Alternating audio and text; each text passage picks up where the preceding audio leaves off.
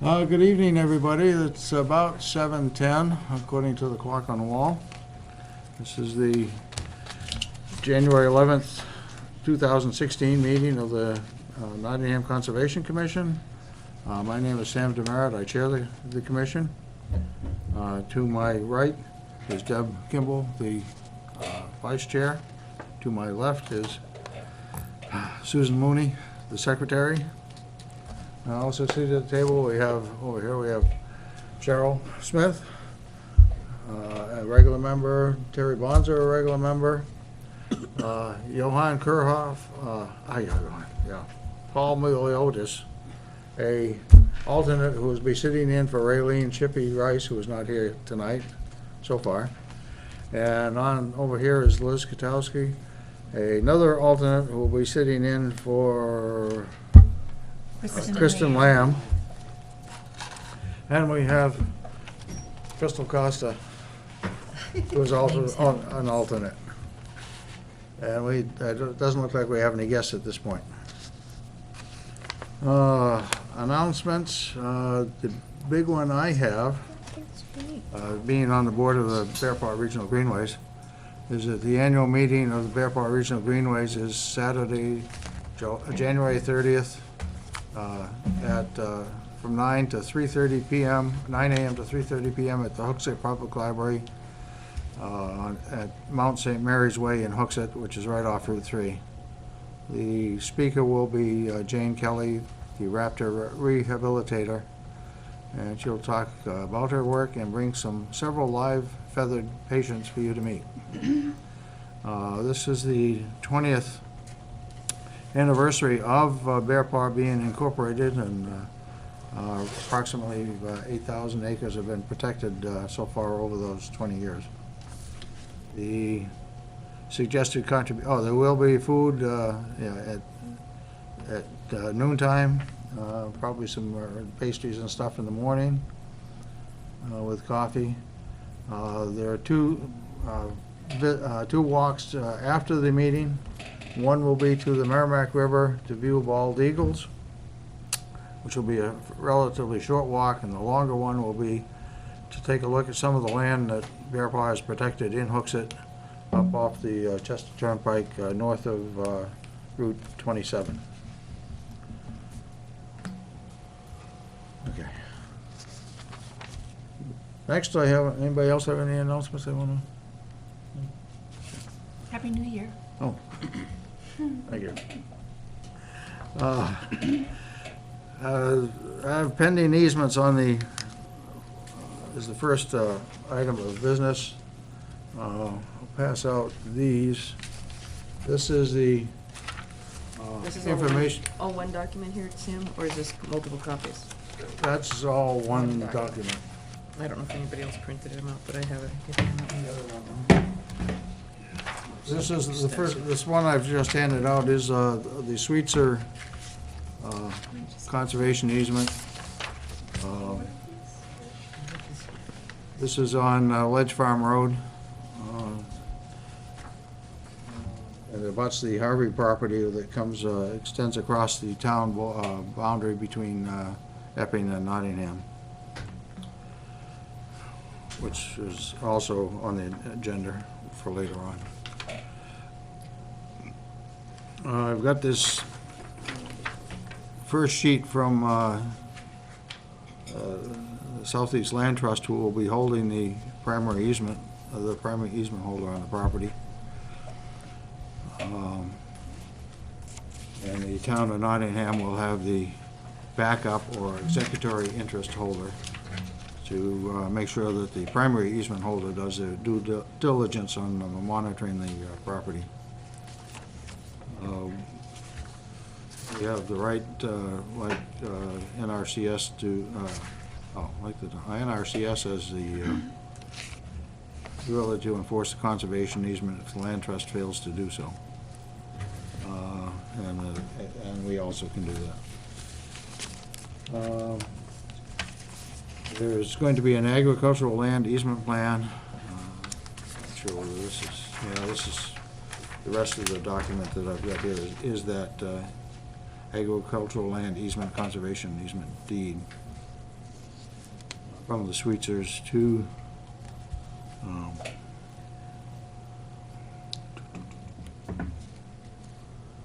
the Southeast Land Trust of New Hampshire.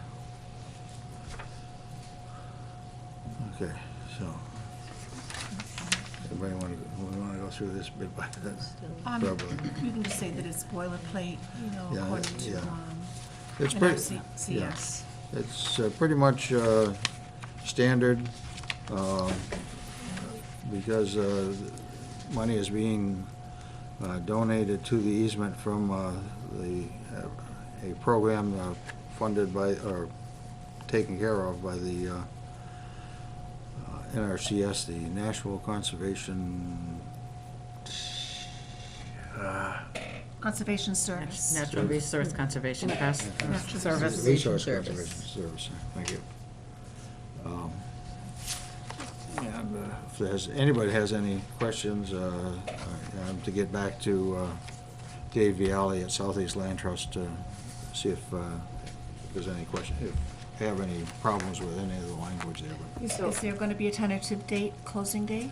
I don't have that at Or this we don't? point. I don't So have Sam, it. you want us to go through this on our own time, because it's a fairly long document, and just see if there's anything that we had a question on? Well, he would like to Kind get. of wanted us to go through it now, Yeah, He needed, right, they wanted to wrap this up? Is that- yeah, although he didn't give a closing date, but. no. But they want to at least, run through this to see if there's anything that, Because there's still parts in here where there's things that say blank. The email that came along with this said it would be great to get the feedback by the Conservation Commission's Right. meeting next Monday, so. Yep. Do you generally come up with comments from the group that you Yeah. submit then? Mhm. Yes.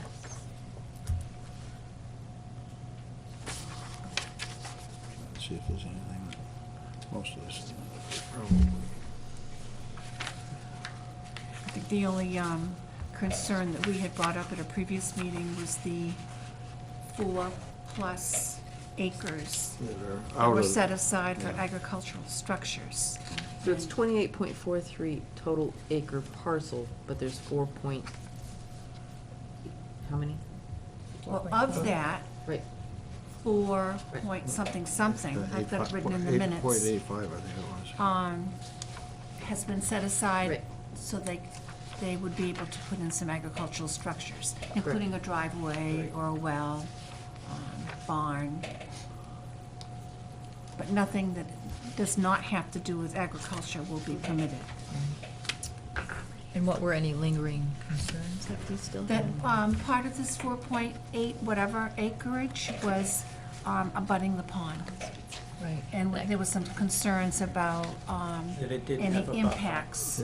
Yeah. Yeah, there was no Although, buffer. I guess one of the things is originally the pond was there for agricultural purposes, so they did mention that they could perhaps draw water from it or something like that. Yeah. Animals can't go up to it, but if they needed it for water, whatever, irrigation Yeah, I or mean, something. it's It is a nice farm wildlife pond. habitat, but it is a farm Yeah, pond, is so an I artificial think- pond, so Yeah, they can. I don't think we can say, have to have a huge buffer and nothing can go near it. I mean, obviously, the Yeah. normal Yeah. practices would adhere, like, most farmers know that you put the, just like you see in many areas, you have electric, maybe a little electric fence if you're letting some cows or something go in the area, so they are off limits to that pond, so they don't have access to it, but they would still be able to put in an irrigation pump or something like that to be able to utilize it for purposes, so. But he suggested that local and state regulations would provide. The guidance for that. Yeah, but that's actually, I don't know if there are any local or state restrictions on, On Farm farm ponds. ponds. so it really, my question was, there isn't anything very clear about the use of animals using it without it being fenced, because there's no buffer. We could recommend that. A lot of farmers know that they should do that and will put, a border of electric fence around the pond. You often see that, you see that now with, if you, on 152, the farm there, they have that one string around their farm pond to prevent the cows from going into the Walking pond. into Yeah. it, yeah. Because I don't think there's really a problem with taking water for irrigation purposes. But it's more that it doesn't seem that the issue's addressed as far as the question of whether animals can use it, because they are talking about, you know, somebody else leasing it and Mhm. using it for that. So that was my concern. And I wasn't sure that he had really addressed it in terms of what he wrote, but I don't know if, according to him, this was approved by an RCS and it's within their guidelines. But this, in the beginning of this thing he sent us, says that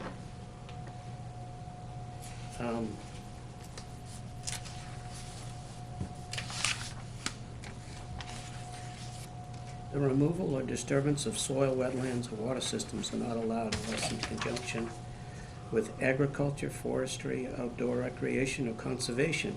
If it would harm wildlife species of concern or be harmful to the purposes of the easement, it would not be allowed even for agriculture. And that was basically what I was saying, was that the recommendation was basically that large animals like horses or whatever would create a lot of phosphorus and Yeah, and I think Okay. best practices would be that they are a certain distance away Exactly. from that pond. There's a buffer created, so a horse or cows don't have access to the pond, and they shouldn't, because they would, right, they would immediately degrade it to the point where it wouldn't be useful. don't make it eutrophic and it Right. would change. It would change the nature of the pond for wildlife, but also even, it would And I be- thought that's what you were suggesting in your suggestion to him, which I thought was good. I just didn't know what. if anything is And implemented. what was David's response to that? I know that he responded, but I can't He remember now. responded at length, and it was that this was the boilerplate language, and that it was,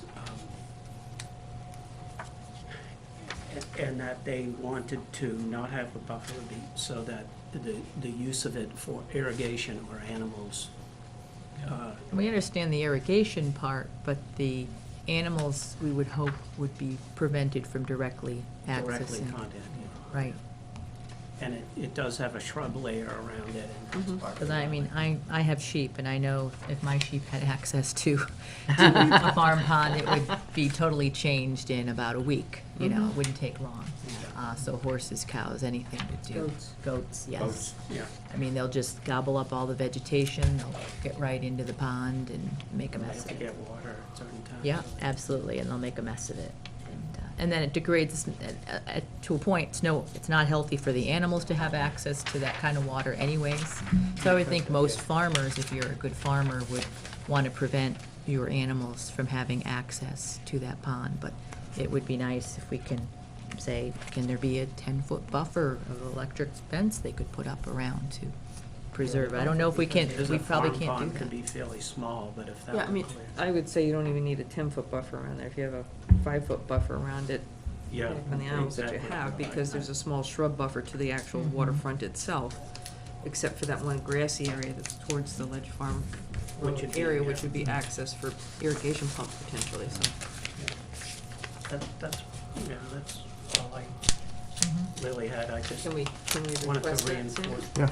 and just ask them if that's, and express the concern that it wasn't irrigation, that, given these guidelines that he put in the boilerplate, that we would like to keep the wildlife value of it by having some sort of fencing or preventing.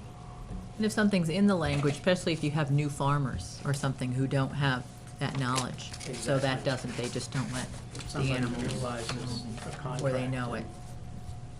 I found David's response to Okay. that question. I don't know if you want me to Sure. read it. Please. It's a little bit lengthy. He says, regarding proximity of the building envelope area to the farm pond, We purposefully included some areas of the pond frontage and prime agricultural soils within the building envelope. The conservation easement allows for the building envelope to be adjusted in the future. This is a good thing because it provides flexibility to meet the unknown farming needs of the future. The caveat is that the adjusted building envelope must provide equal or greater protection of the agricultural use and future viability and related conservation values of the property. If we didn't include some pond frontage or prime soils in the building envelope now, the options for relocating the building envelope would be very limited, only to areas that provide equal or greater protection of related conservation values, i.e., didn't have any impact whatsoever on prime agricultural soils or the secondary wildlife benefits of the farm pond. That would really limit the utility/flexibility of where a farmer could locate building envelopes in the future. Given that we can't predict the farming needs of the future, we feel it's a good thing to maintain as much flexibility as possible. It's also worth noting, as Cheryl was saying, and Deb, it's also worth noting that a lot can be done via education of the new landowner/farmer to encourage promoting the wildlife benefits of the pond. This can be done through both NRCS and CELT. NRCS creates the agricultural plan for the property and can encourage various wildlife habitat enhancement practices through the plan. CELT keeps in contact with the landowner annually through our site walks and/or phone calls and uses this opportunity to provide education for land management practices. He says, I hope that helps and gets at your question. So give me a call and we can talk it out, I talk don't know it if there was through. another one beside that. Was there because another one? He said, in this one, he suggested definitely that it was covered by state and local regulations, and I don't hear any of that language in there, and I didn't know Yeah. if there were two. Oh, I did find the other one. I don't know if you Okay. want me to read it or not. It says, regarding water runoff from the excluded area. The excluded area is not part of the conservation. Yeah, that's the part. Yeah, easement, and therefore activities within the excluded area would rely on town and state regulations and Town and ordinances state regulations, to but I address don't- the control of runoff and erosion. With regard to the farm pond, it is a man-made pond that was constructed as part of the farm and may be used by a farmer in the future for agricultural uses such as irrigation or a water source for livestock.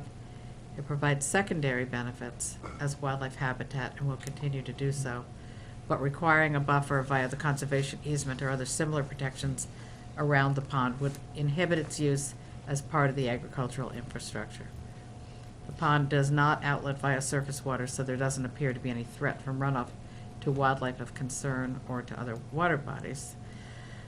It's also worth noting that the 179 acre WRE, what is that? Wetlands reserve. Okay, wetlands reserve area, or Easement. easement, Easement.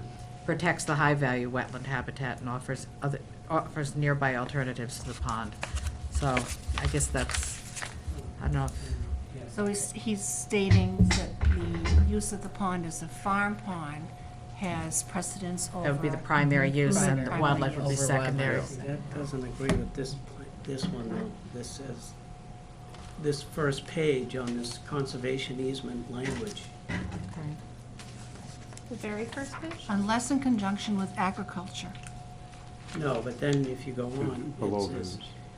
if it would harm wildlife species of concern or be harmful to the purposes of the easement, it So would if not they be allowed, find- even if, Right, if Correct. there's an endangered or threatened species, perhaps, that Right. would, everything would be off the table, and they, so if there was some nest found, right, wouldn't that be, so if there was a threatened species, yeah, which would Or be greater. Blanding's turtle or any of those, Mhm, which right, likely is found- there as well. So, I think we'd have to have evidence of, Right. of that. There has well, to be yeah, evidence but before they. we just found out about it. I don't know if there's any data at all, but,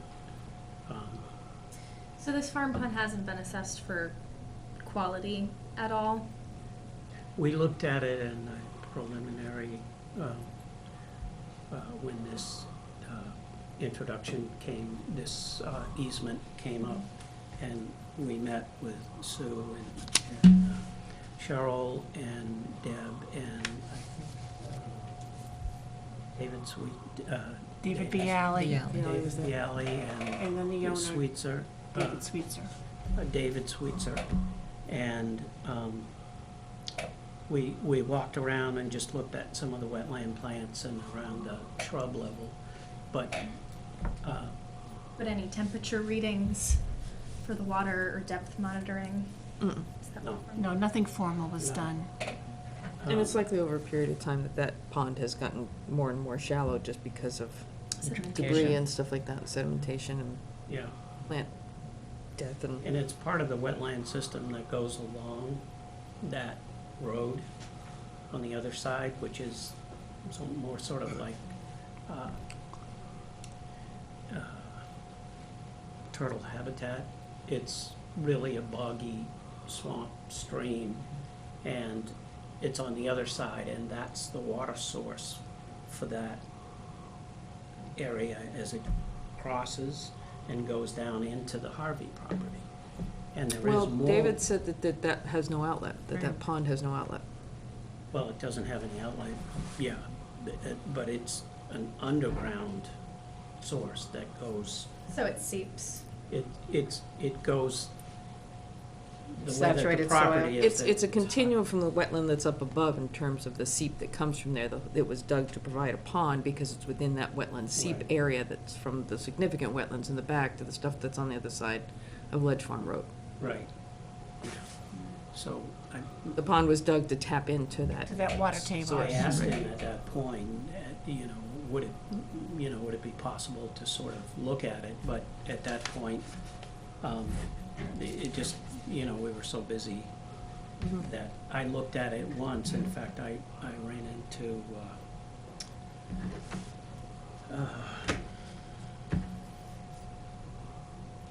when I was looking at it one day, after we went there, the turtle specialist, Mark West? Mark, on that road, and he asked me, what was I looking at? And I said, well, I was, looking for wildlife and birds along that road. And he said that we could look at it and just see. So I had wanted to kind of just, but as time went on, I just didn't get the time to go back up in there more than that one time. So my idea was that it would be fun to look at it and see what data that he had, because I know there is data for landings from that area. So it just seemed to make sense to, try to find out more about it, but never did it. I think our focus should be either to work with David Vitale and Yeah, say, I agree with can we possibly ask for just a 5-foot buffer in terms of animal use of the pond, not for irrigation used, or work with NRCS and ask them the same question, because theirs is usually through BMPs, through best management practice in terms of water quality, et cetera. I'm not sure that I, want to really get into the whole thing about, if you turn around and look at it and say, I'm sure that wildlife impacts were done by all of this, a good group of people that are working with, they know what the wildlife impacts were in terms of the wetlands and stuff that are there. And yes, it's a nice habitat, it's a man-made habitat, and often our wildlife takes advantage of it. We saw some neat birds there. But again, one of the focus was to have this be a living and working agricultural site, although it's sloped, so there's some limits to what it can be used for, and it may very well end up being a grazing area, which is also in short supply with the increased demand for locally produced beef and other animal products. So as a row crop, it might not be quite as suitable because of the slope to the land. But it may be used for grazing if it is, and we can ask that perhaps that not be fenced off as a water source. But I think we've got away with what's there as available wetlands that's being protected, what's being protected in woodlands, and do we want to see a working farm in the area? So, I think that's something. It is an agricultural easement, so Right. that's, I think that was. it's not a Your preserve. question addressed that, you suggested that part of the area could be used for grassland species, and that would be sort of a wildlife trade-off. So I'm sure they're aware of all of those. There are ways to work with them, a lot of times folks will work with even just people doing haying to, if there was a particular area of a field sometimes, and it's just working with the farmer and talking with them, saying, would you be willing to only cut this area in August and do the major area, That's you know, a that pretty sort of big thing. issue, right? So those are all things that, you know, just, it's really through educating the farmer if they're in, certainly NRCS Yeah. can do that. step in and- NRCS does a good job with that. Yeah. And I think Southeast Land Trust has a really good Mhm. sort of tie-in to all the agencies that, so, but I was just raising the issue because I thought it was, worth suggesting that that was what the concern was, that, not so much that it not be used for irrigation, but that animals, not, large animals not be allowed to actually enter it. And it's based on also insect vectors of a lot of things that they get when the water's stagnated to that level. So Okay. I feel your viewpoint is certainly the best viewpoint. I can respond to, Are you going to communicate our Yeah. discussion to Yeah. David? Yeah. I think some sort of compromise would be in order. You know, I have visions of a new owner just going in and cutting down the trees and That's, dredging it out, and that whole ecosystem just gets destroyed. That's normally When we what don't happens really with large have animals. any documentation that it is Yeah. used by Blandings turtles or other things. okay. I think what the green herons seemed to indicate was that there's an awful lot of reptiles and amphibians in there. For them to Food feed source. on. Mhm. They wouldn't be in there if there wasn't that huge level of, and we got 4 or 5 of them out of there, which indicated they were probably breeding in that area, so. And plenty to eat, yeah. I think, I'm not even so sure that it's a modification to this exactly, as much as it is saying, can there be work with NRCS that when they are, because they're in charge of kind of what can and can't be done in terms of the agricultural easement, so they're overseeing the agricultural easement. And NRCS's real focus is education with best management practices, but also facilitating their easements as well as the other programs that they run. And there's other various programs that they can then provide funding to farmers who are on this site, in addition to, you know, the money to allow this easement to come into play, or come into being. So I think maybe not so much changing the wording so that it's very strict in the easement as much as it is with requesting that CELT work with NRCS to assure that that's what happens with it. At the time I came on, I was just going on, so I really couldn't sort of say, well, I'd like to, you know, look at this Right. long-term and just see what's I in think the there. key is, I guess, a compromise, because it is an agricultural easement. We can't turn it into a preserve, Right. because that's Oh, no, not the I wasn't nature of it. suggesting that. I was simply suggesting Trying to keep it. keeping the water source clean. Minimize The way it best is. management practices Right. for your Mhm. water source, so Exactly. maintaining a vegetated buffer and, Yeah, trying to maintaining, keep yes, phosphorus and nitrogen out. thank you.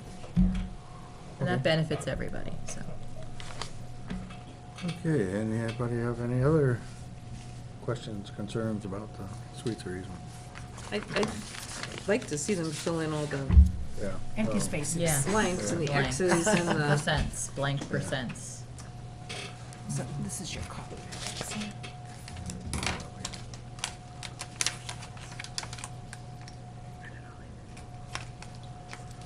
Okay.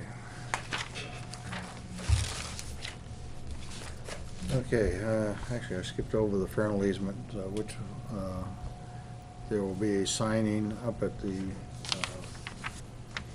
Conservation Center in Concord, which is owned by the New Hampshire Society for Protection of New Hampshire Forests. On the 22nd of this month at 11:30. And I know at least 3 of us are planning to be there. so the two of you, are you going? No. Sam and I, And Paul. I wanted to go because Good. I'm really interested in that whole Yep. property location. And I was curious about, after this, like, you know how we talked about trail, I know that maybe this is jumping ahead, but to ask, so, because they mentioned that we would have to take on that initiative of if we wanted a trail or little parking area or anything like that. in Oh, pursuing on the that. Fernal property, yeah. Right, Fernal Yeah, property, yeah, right. Yeah. And how, because I was thinking, you know, I don't know, I contact these people, but there are places that help with trails establishing, because I think for most of us, it's beyond me to, I'm not gonna go out there Yeah. with a chainsaw and cutting and all that, so, I mean, you know, what that Yeah. protocol would be of, Well, I think it would be, you know, we could go out and, you know, at least, you know, have an idea where the trail should go and clear that with the Fernals, because it's still their property. And then somewhere down the road, we could, if there's funding available or something like that. Mhm, right. Okay.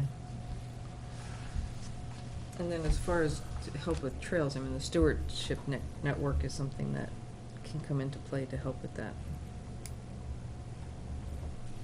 Yeah, there's another group that spends summer over in Bear Brook State Park that does trail Student work. conservation? Yeah, Yeah, student students conservation, yeah, they do a lot of, But they would have to be paid too. They work for very cheap. Yeah, yeah. yeah, they do pretty nice projects too. They usually are really well organized and Okay. pretty first class. The other thing on the Harvey easement, I haven't heard any more from Southeast Land Trust on that. We do know that the town of Epping voted a bond issue for $230,000 to go with the $20,000 that was in the Epping Conservation Commission Conservation Fund for the acquisition of the Epping portion of that property. And I think they were looking at Nottingham to provide a prorated amount based on the difference between the two areas for our contribution to it, which I think was in the 60? around. It was around 60. Around, About yeah, Something like 60, that. 62, something like that. Yeah, it Something was like that. yeah. low 60s. So, and right now, it looks like we have that money in the conservation fund, whenever they're looking to do that. Anybody else know anything about any other easements? And as far as you know, unless something else comes up this year, we may be able to have Bearpaw put the conservation easement on the Kennard Kennard. property, Mhm. on Kennard Road, that the town owns. The property. That's been waiting for a long time. Yeah, well, so- I've kind of held off, you know, Bearpaw's been ready to go on it, Yeah, but I was holding off and not knowing just what the money situation was in the conservation fund. Okay. I guess we're down to review and acceptance of previous meeting minutes. I have 3 copies. and I Couple already folks- read the. Okay, a couple folks got back to me and made minor It was there in my edits. email, and then I don't know where it went. So I don't know if I accidentally Pass that. deleted it or what. And if you have it on your laptop, I've looked there's at a it. couple of corrections have already been made on page 2, third bullet on other, CE monitoring reports. In the next future should read in the near future. Ah, I missed that. And then, under turbidity meter, further down, third line, a motion top this action, it should read a motion to approve this action. And I've already made those corrections on my hard drive.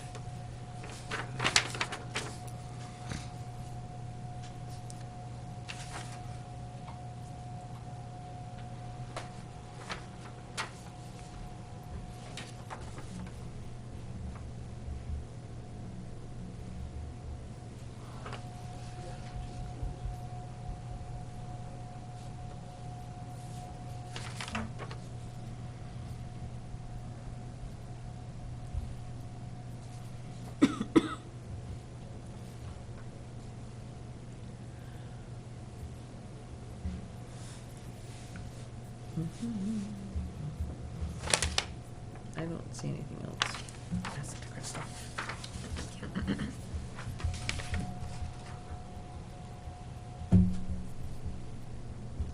Oh, shoot, I didn't do that,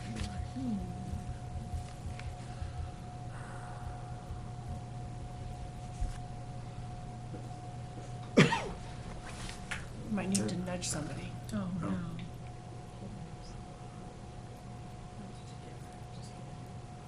Okay, everybody, anybody find any objection, any corrections that need to be made, anything needs to be changed? Hearing none, I'll entertain a motion to accept them as changed with the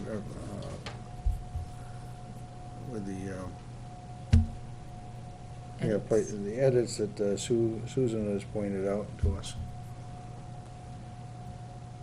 So I'll I wanna make move that we accept the December minutes as Yeah. amended. December 14th, 2015 minutes as amended, or as corrected.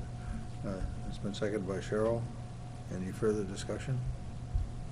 Hearing none, all those in favor signify by saying aye. Aye. Anybody opposed? Anybody abstain?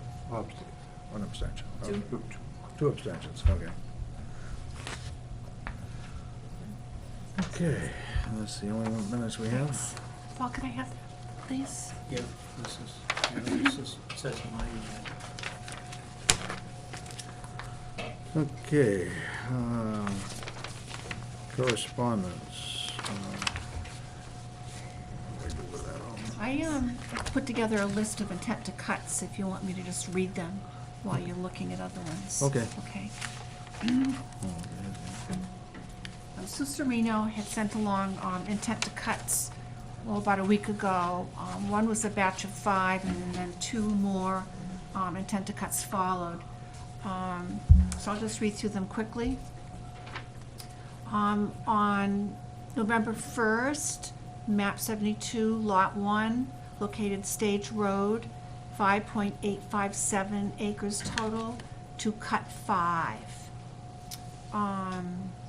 Map 29, lot 8, located on Stevens Hill Road, Mulligan Forest, 2,000 acres, to cut 65.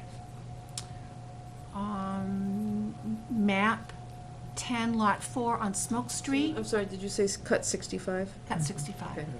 The third one, map 10, lot 4 on Smoke Street, of 20 acres, to cut 10. Fourth one, map 45, lot 1, and map 52, lot 7, sub 1 on Stevens Hill. No acreage was indicated, and and the start date was 12/7. And I did get, this was one that Sue Serino had retyped, because the original document was so difficult to read. And I'm sorry that I didn't pick out the acreage, but it was nominal on that one. So it's map 45, lot 4, and 52, lot, Map 45, lot 1, and 52-7, lot 7. Sub 1 Sub 1. on Stevens Hill, but small acreage. yes. Number 5, map 10, lot 9, and 10. Map 8, lot 9, Oak Ridge, of 154 acres, to cut 45. This is the Falzoni property, Harbor Street Limited. Number 6, map 41, lot 2. This is a state of New Hampshire parcel on Stage Road of 47 acres, will cut 40. This is by Hopkinton Forestry and Landscaping. And that's state land? Yeah, state of New Hampshire. State forest. Start on the right as you head up toward the school. Been working there for a while. The same on forestry group, map 28, lot 3, of 15 acres, to cut 13. That's also state of New Hampshire. And that was it.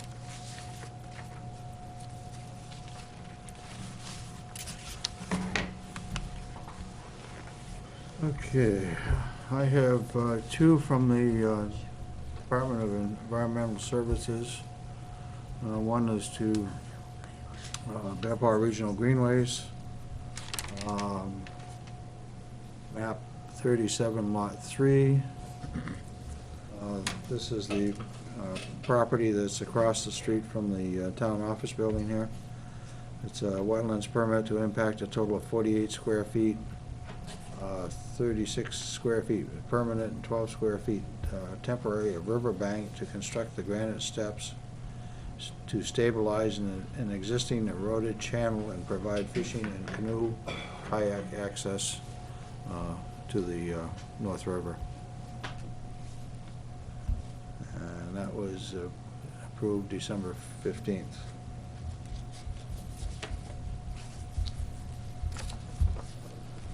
The second one is to the New Hampshire Department of Environmental Services, Dam Bureau, map 6, lot 21,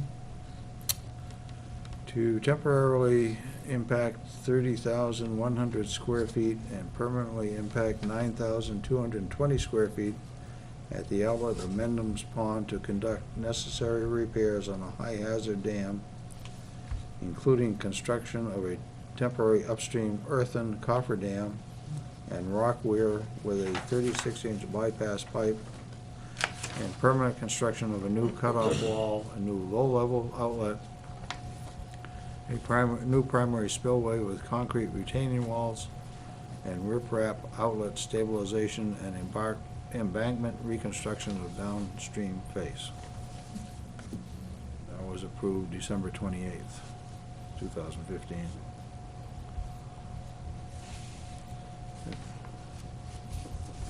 That was because the dam was leaking and they were afraid it was going to collapse.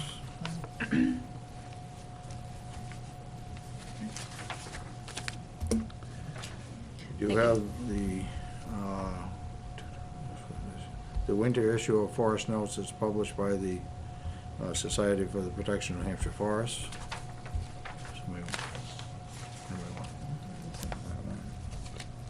And I also have didn't know we had, this is a letter from the Society.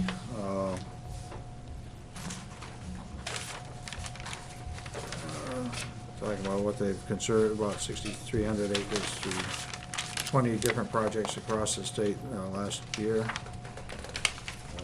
Some in the town of Leominster, Maple Ridge Farm in Pittsburgh, 188 acre property in Hebron.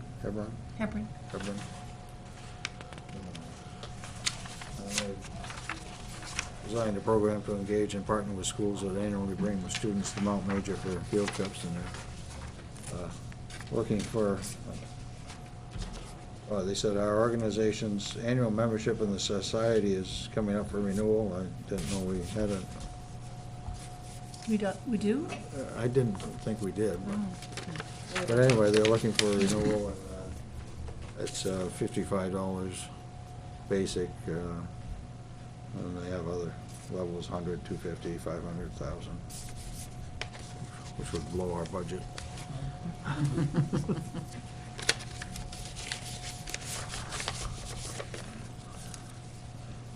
Sam, I just wanted to back up and bring up one other point on something that was mentioned a couple minutes ago about the Mendham's Pond Dam. Yep. I suspect that one of the reasons they're reconstructing that dam in part is because of the Lamprey River in-stream flow program. I know that they, that plan talks about being able to release water from both Pawtuckaway Lake and Mendham's Pond to, enhance flow when needed. And I think they found that they couldn't do that at Mendham's Pond. So one of the reasons they're probably rebuilding it is so they have more control over the flow, in addition to stabilizing this situation up there. So I know when they were doing those releases, that it was a very minimal amount that they were looking for Mendham's, and more of it was coming out of. Most of it's Pawtucket. Pawtucket, yeah. They did take some out of Mundham's this year. Okay. I do have the, this is the winter issue of Supply Lines, the newsletter of the Department of Environmental Services, Drinking Water and Groundwater Water Bureau. And the rest of it, let's see if there's any- 20? And did you No, guys? there we are. I'm not sure who this is. We got something from the New Hampshire Challenge, published quarterly by the New Hampshire Challenge out of Dover. It says mapping, the lead item is IEP's mapping the road to a better educational outcome.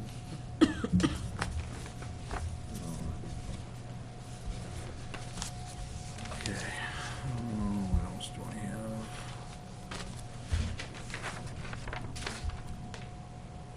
That was it for correspondence. Now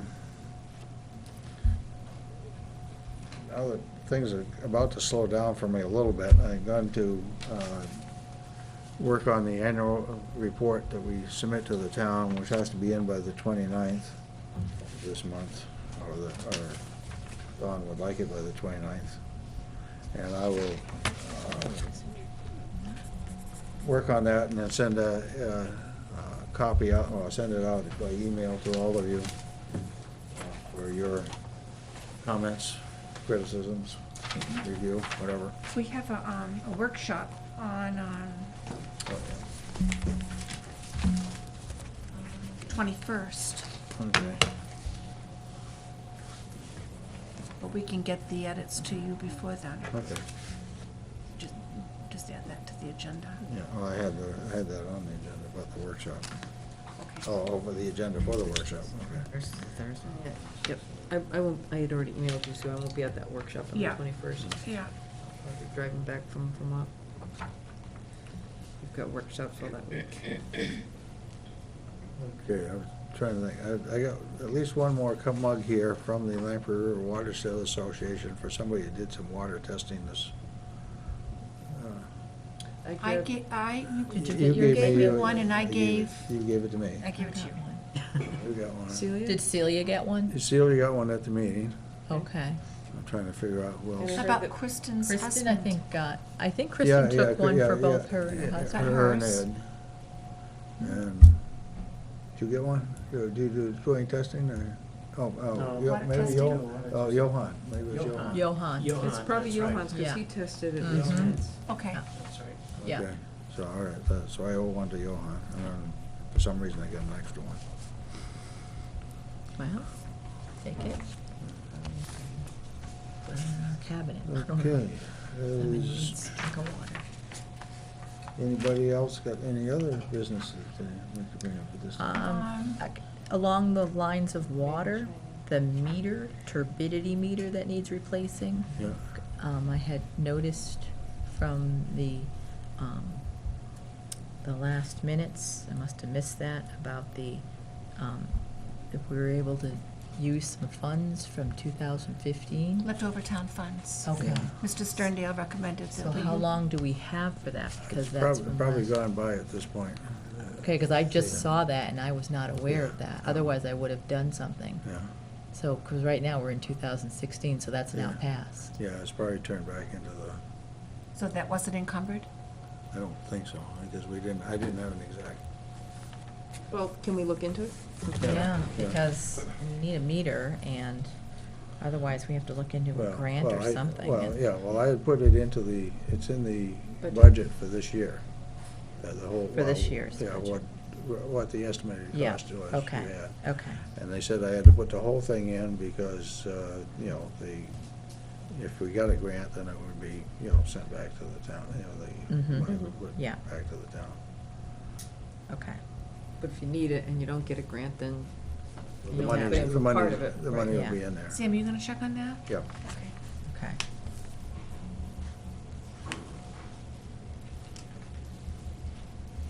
was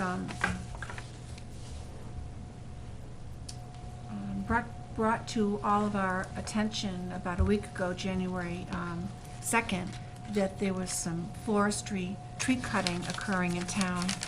That upon investigation, no permits were asked for and best practices were not followed. So members of the commission contacted ConserMtg01 in town and the building inspector, code enforcer. And this situation has been turned over to state people who will take a look at it and see what needs to be done. And I just want to encourage those of you who are listening to this at home, if you see any situation that doesn't seem right to you, please step up and report it. One thing that Nottingham is proud of is our natural resources, and we need to be vigilant. Thank you. I've also been approached by another town member who's concerned about a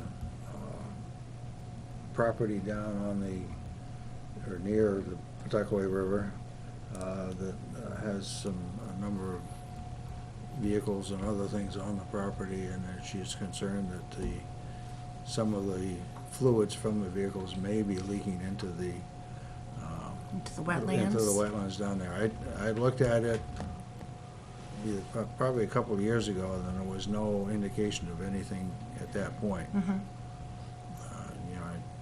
I walked the stone wall along with a former member of the Conservation Commission and his son, and we didn't find any indication of anything like that. But I told her that I would check again. Okay, good. Yeah. Good. Thank you, Sam. And it might also be good that sometimes it's hard to see that stuff if it's leaking directly underneath a vehicle and going right Yeah. into the ground there. So it might be worth just letting DES know, and they can Yeah. follow up on it as well. Is that on the east side of 156? Yep. Yeah. Okay, Yeah. I probably know where you mean. Okay. Anybody have anything else they'd like to?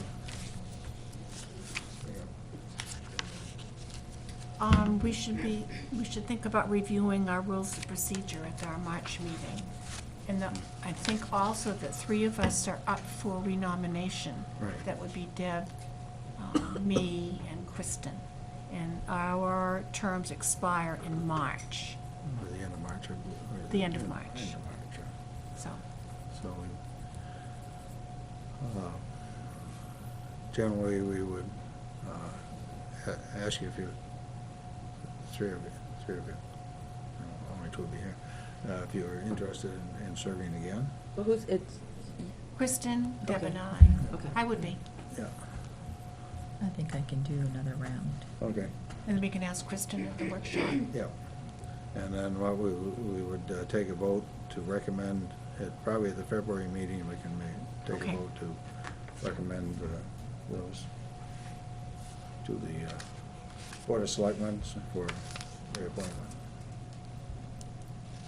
Yep, and then that should be brought to the Board of Selectmen so they can vote on that prior to Yeah. our meeting.